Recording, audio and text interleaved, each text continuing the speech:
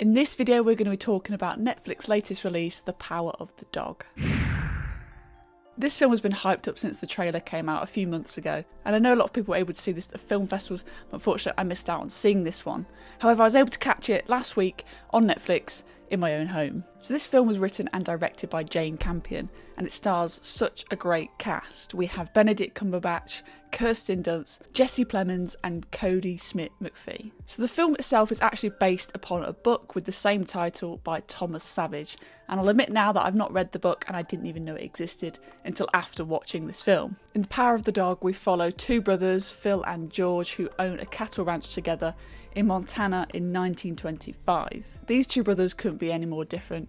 George falls in love with Rose, who sort of owns the cafe, the ranch, and they get married, and she moves into the brothers' home, and that in itself causes a lot of conflict and sets up the rest of the film. So let's talk about some of the positives of the film. I thought right off the bat that Benedict Cumberbatch gives an excellent performance in this film. Being a long-time fan of his work, I've seen many of his sort of varying performances, be it, mocap, theatre, or TV and film. And for me, this one really sort of sets it apart. I think he brings something to this film that I've not seen before. He shows a real range as he delves into the themes of toxic masculinity. He has those really sort of enraged, aggressive kind of moments, but then he also has those really sort of intimate and sort of calm, reflective inner thoughts as well on screen. And I think this indicates that he is still a great actor, and he's still in his heyday. And I think this is him really sort of putting everything he's got on the page. I really enjoyed the first half of this film. I think it sets up the characters and the world really, really well, and has a really good pacing.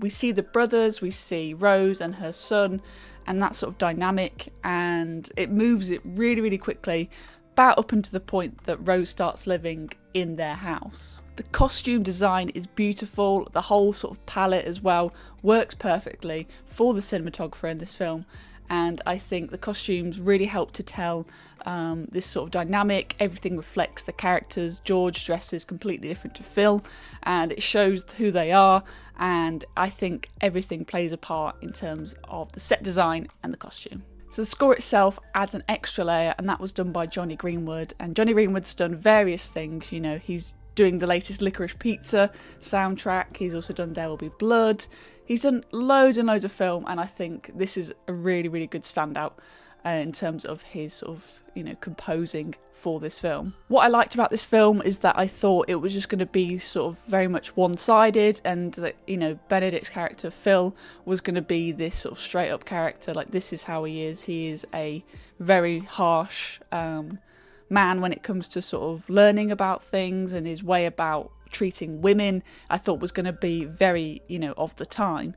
But then the second half of the film takes this sort of shift in tone, and we see Phil have this sort of secret sort of, hideout, which is only for him, and he has these moments by himself with some magazines, and I'd like to have seen how younger Sarah would have handled that scene.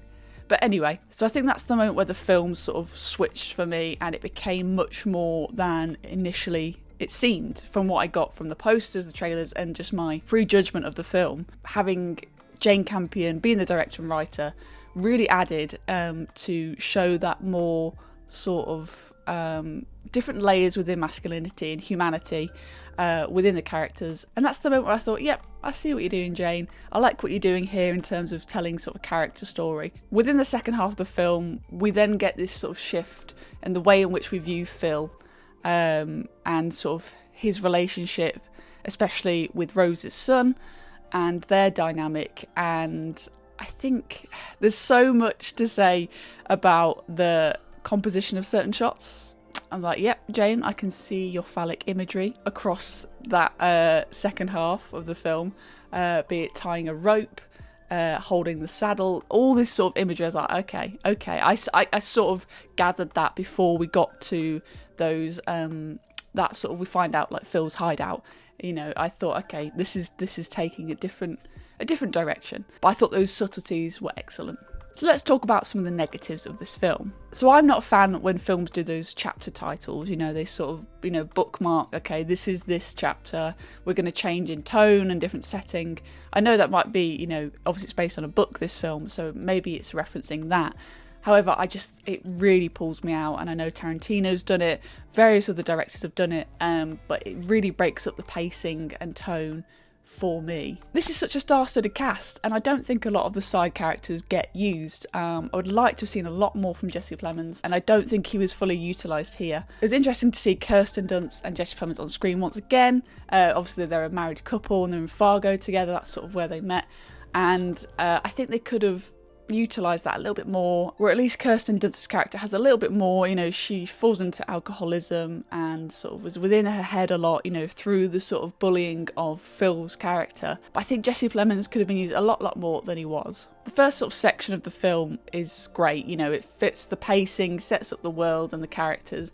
However, that second half, even though I mentioned a lot of things that I did like in terms of, Phil's character, I think it's sort of, I don't know, it didn't have my attention as much and was maybe a little bit too long. Even though it's just over 2 hours, I think it could have, lost a little bit of time and made it a lot more concise. A lot of people are speaking about the ending of this film, and to me it was quite obvious, Peter clearly has an involvement within Phil's death, and my real sort of question is did they have a relationship? There's that exchange of sort of power before we see that sort of, last few scenes, and they sort of share that cigarette, and for me that's the look that they give each other and the sort of power switch. I'm not sure if it's kind of more Peter yep, what the deed is done, or we've got a connection here, but maybe I'm reading too much into it. But that's what I took away from the film. The Power of a Dog was a beautifully artistic film, from performances,